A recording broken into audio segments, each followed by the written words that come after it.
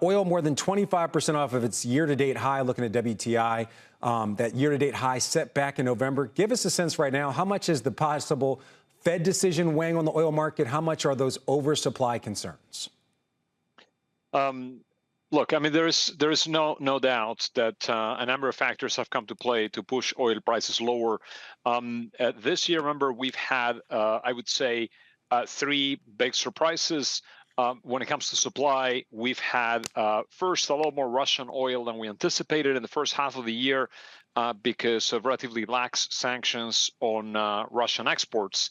The second thing we had is way more U.S. supply than we ever anticipated. There's a lot of talk about COP28 being held in the UAE, but remember, the world's largest oil and gas producer is actually the United States of America. The U.S. is also the largest exporter of petroleum products and soon to be the largest exporter of natural gas in the world.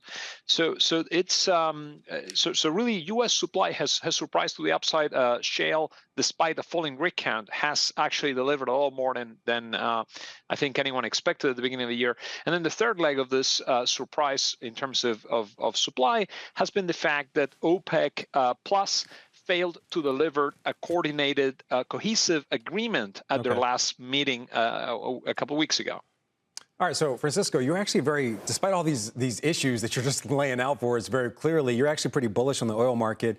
Your forecast is for a pretty broad rally when it comes to oil next year. $90 a barrel for Brent, the international benchmark, 86 for WTI. Just to put that in context, looking at WTI right now, trading at about 68.40 a barrel.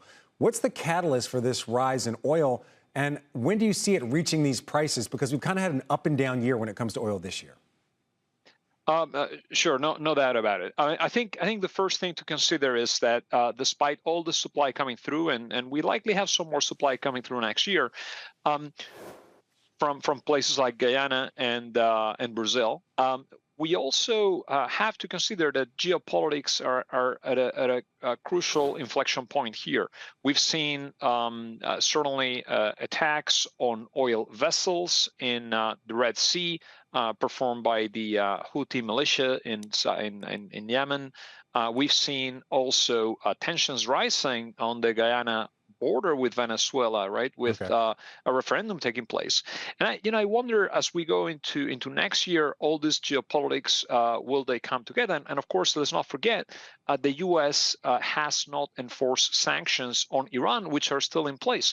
And remember, Iran is also been able to increase its exports quite a bit here. So a lot of geopolitical factors in general is what's making you a bit more bullish on the oil market, and possibly a catalyst for this rise that you're forecasting. Again, Brent at $90 a barrel and WTI 86.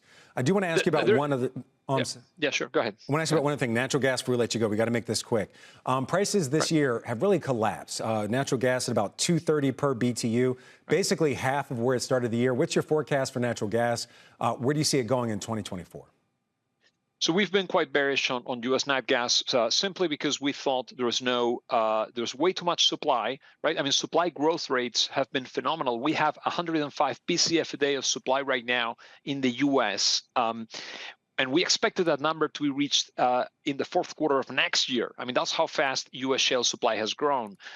We've rolled forward a year, and we've started the winter relatively warm. So at this point, there's not much else to save natural gas other than production cuts. So we have to head lower and reduce output across the U.S. of A until we get enough LNG export capacity send-outs ready again.